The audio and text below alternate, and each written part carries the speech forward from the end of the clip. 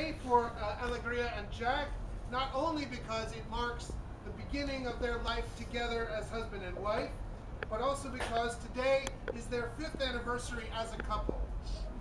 This shows us that they are a couple that has already been through many things together, proving the strength of their bond. And it also shows us that they have approached marriage not in a rush, but with much thought and intention. Today also marks the 61st anniversary of Jack's grandparents, Nina and Samuel Bevins. Nina is here with us today, and Samuel is with us in spirit. So let's take a moment now to acknowledge all the people who are with us in spirit but could not be here today. These two have come before us today to be joined in the presence of family and friends in the bond of marriage.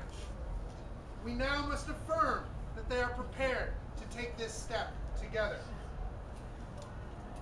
Alegria, do you take this man to be your husband? I need a second.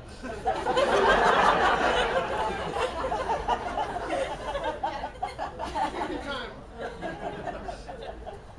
Alegria, do you take this man to be your husband, to live together in the covenant of marriage? Do you promise to love him, respect him, honor and comfort him in sickness and in health, and be faithful to him as long as you both shall live? I do. Jack, do you take this woman to be your wife, to live together in the covenant of marriage? Do you promise to love her, respect her, honor and comfort her in sickness and in health, and be faithful to her as long as you both shall live? I do. And do all of you witnessing today these vows promise to do all in your power to uphold and support Alegria and Jack in their marriage? I do.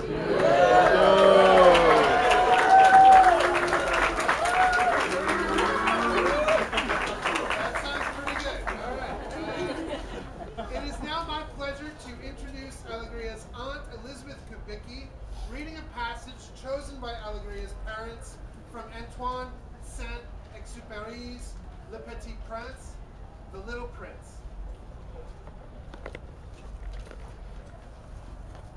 The little prince went away to look again at the roses.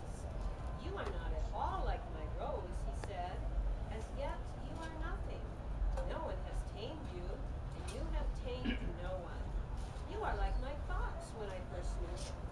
He was only a fox like 100,000 other foxes, but I have made him my friend, and now he is unique in all the world." The roses were very much embarrassed. "You are beautiful, but you are empty," he went on. "One could not die for you. To be sure, an ordinary passerby would think that my rose looked just like you, the rose that belongs to me. But in herself alone, she is more important than all the hundreds of other roses, because it is she that I have watered, because it is she that I have put under the glass globe, because it is she that I have sheltered behind the screen, because it is for her that I have killed caterpillars, except the 2 or 3 that I saved to become butterflies, because it is she that I have listened to when she grumbled or boasted, or even sometimes when she said nothing. She is my rose." And he went back to meet the fox. "Goodbye," he said. "Goodbye," said the fox. "And now here is my secret. Very simple secret. It is only with the heart that one can see rightly. What is essential is invisible to the eye. What is essential is invisible to the eye," the little prince repeated, so that he would be sure to remember. "It is the time that you have wasted for your rose that makes your rose so important. It is the time that I have wasted for my rose," said the little prince, so that he would be sure to remember. "Men have forgotten this truth," said the fox. "You must not forget it. You become responsible forever for what you have tamed.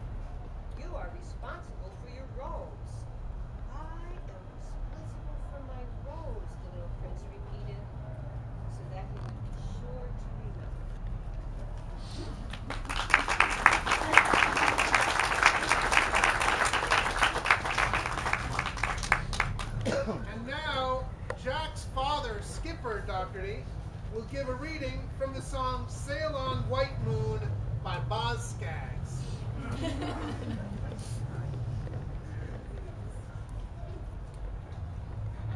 Your world was not the world, was not the kind I'd ever thought I'd find myself to be a part of.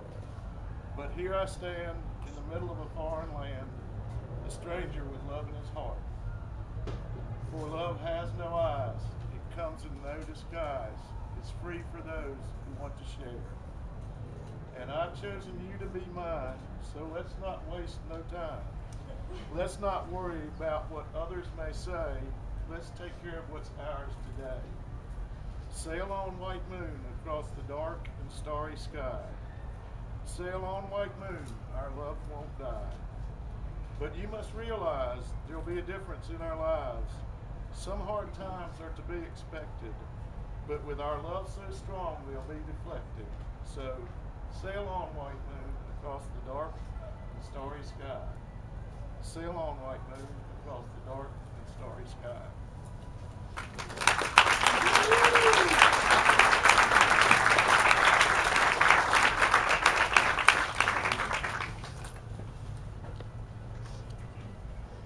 The vows that you make to each other today are both the foundation and the accumulation of lives lived and loved intentionally and with integrity. We'll begin with you. I, Alegria, take you, Jack, to be my husband. I promise to be true to you, in good times and in bad, in sickness and in health. I will love and honor you all the days of my life. Hold this for you.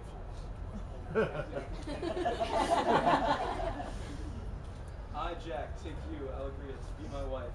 I promise to be true to you in good times and in bad, in sickness and in health. I will love and honor you all the days of my life.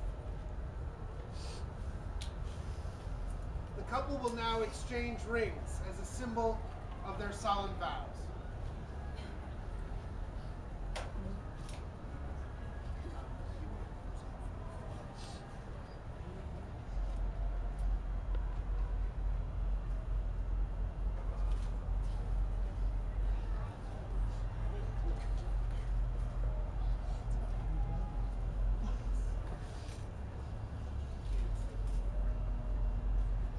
Now that Alegria and Jack have promised themselves to each other with the exchange of vows and the giving and receiving of rings, by the power vested in me by the Universal Life Church, I now pronounce you husband and wife.